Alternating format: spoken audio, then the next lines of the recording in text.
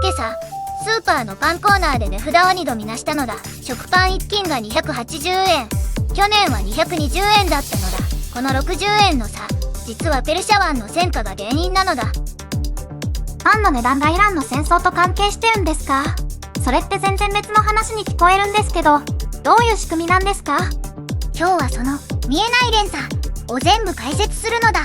原油、植物油、小麦という3段階の価格爆弾が今日本の食費に向かって飛んでいるのだ。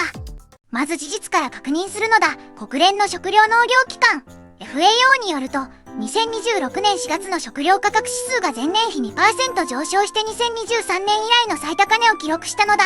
3年ぶりの高値なのだ。ミドルイーストアイが報じているのだ。2% って数字だけ聞くと小さく見えますけど、実際の金額感で言うと私たちの生活にどのくらい影響するんですか？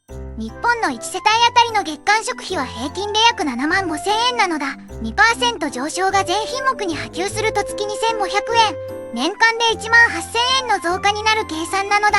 ただし今は特定品目に集中しているから、実態はもう少し複雑なのだ。ここからが本題なのだ。なぜイランの戦争が食料価格を上げるのか、3段階で掘り下げるのだ。第1段階は原油なのだ。米軍とイランの衝突でホルムズ海峡の緊張が続き、原油価格が高止まりしているのだ。ニューヨークタイムズによると、米軍がタンカーを攻撃するという異例の事態まで起きているのだ。米軍が直接タンカーを攻撃しているんですか？それ、石油の輸送に深刻な影響が出てますよね。原油が上がれば輸送コストも全部上がりますし。そこから第2段階なのだ。原油が上がると何が起きるか。バイオ燃料の需要が急増するのだ。バイオ燃料って何かというと、植物油から作る燃料なのだ。原油が高くなれば高くなるほど、植物油を燃料に回す方が得になるのだ。ちょっとわかりやすく例えるのだ。料理用のサラダ油がガソリンの代わりに使われ始めると思ってほしいのだ。車が食べ物と同じ棚を奪い合っているようなものなのだ。これが食料 vs 燃料の競合構造なのだ。それってつまりカップ焼きそばに入ってる植物油まで奪われてるってことですか？私その辺全然気にしてなかったです。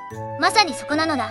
サラダ油、マヨネーズ、マーガリン、カップ麺の油分、全部植物油が原料なのだ。FAO はこれに加えて、東南アジアのパーム油生産が天候不順で落ちていることも指摘しているのだ。供給が減って需要が増える。価格が上がるのは当然なのだ。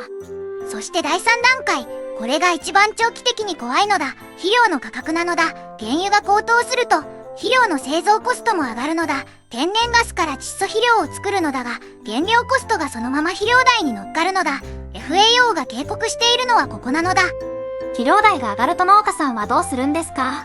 コストが上がっても同じ作物を作り続けるしかないんじゃないですか？そこが肝心なのだ。農家は合理的な経済人なのだ。肥料をたくさん使う小麦を作るのをやめて、肥料が少なくて済む作物に切り替え始めているのだ。FAO はこの転作が進めば、将来的に世界の小麦供給が大幅に絞られると明確に警告しているのだ。これが第3の爆弾なのだ。ちょっと待ってください。原油が上がる、植物油が燃料に取られる、肥料も上がる、農家が小麦をやめる。この連鎖、全部イランの戦争から始まってるって言い切れるんですか？正直、他の要因もあるんじゃないですか？鋭い指摘なのだ。FAO の言い方も、一因という表現で、戦争だけが全ての原因だとは言っていないのだ。東南アジアの天候不順も別の要因として独立して存在するのだ。ただ、原油価格の高止まりという触媒がなければ、今のスピードでここまで上がらなかったというのが僕の見立てなのだ。戦争は加速装置なのだ。ここまでの流れを整理するのだ。イラン紛争で原油高、植物油がバイオ燃料に流れる。東南アジアの天候不順も重なる。肥料高騰で農家が小麦から転作。FAO 食料価格指数が3年ぶり最高値。この5連鎖が今起きているのだ。では日本の食卓にどう直撃するのか、具体的に試算するのだ。植物油の代表、サラダ油 1.5 リットルは今年すでに前年比 15% 高騰しているのだ。1本600円、690円。月3本使う家庭なら270円増なのだ。15% ってなんか地味に見えるけど積み重なるとすごいですよね。マヨネーズもドレッシングも全部植物油が入ってるじゃないですか。気づかないうちに全部値上がりしてる。それなのだ。さらに小麦なのだ。日本はほぼ全量輸入に頼っていて、アメリカ、カナダ、オーストラリアから買っているのだ。今はまだ在庫があるが、FAO が警告する農家の転作が本格化すると、2027年以降の輸入価格が急騰する可能性があるのだ。パン、うどん、ラーメン全部に直撃するのだ。実際にパンの輸入小麦価格は2022年のウクライナ侵攻時に一気に 50% 急騰したのだ。あの時と今回を比べると構造が似ているのだ。産地ではなく輸送、供給網が戦争で傷んでいる点が共通しているのだ。BBC もロイターも今回の上昇をウクライナ以来の警戒水準と位置づけているのだ。2022年にウクライナで 50% 急騰したって、あの時スーパーでパンが急に高くなったのを覚えてます。また同じことが起きるかもしれないってこと？それ、世帯年収が変わらないのに食費だけ増えるって、家計管理している立場からするとかなりきつい話ですよね。冒頭で食パン1斤が220円から280円に上がったという話をしたのだ。実はあれ、すでにこの連鎖の入り口なのだ。原油、植物油、小麦という三重の値上げ圧力がもうスーパーの棚に届き始めているのだ。問題は、これがまだ序章だということなのだ。では今後どうなるか、3ヶ月先のシナリオを示すのだ。シナリオ A は停戦成立なのだ。カタールとアメリカが仲介している停戦交渉、ロシアのラブロフ外相も UAE に支持を要請しているのだ。もし3ヶ月以内に停戦が成立すれば原油は落ち着いて、植物油、小麦への圧力は段階的に緩和されるのだ。シナリオ B は長期化なのだ。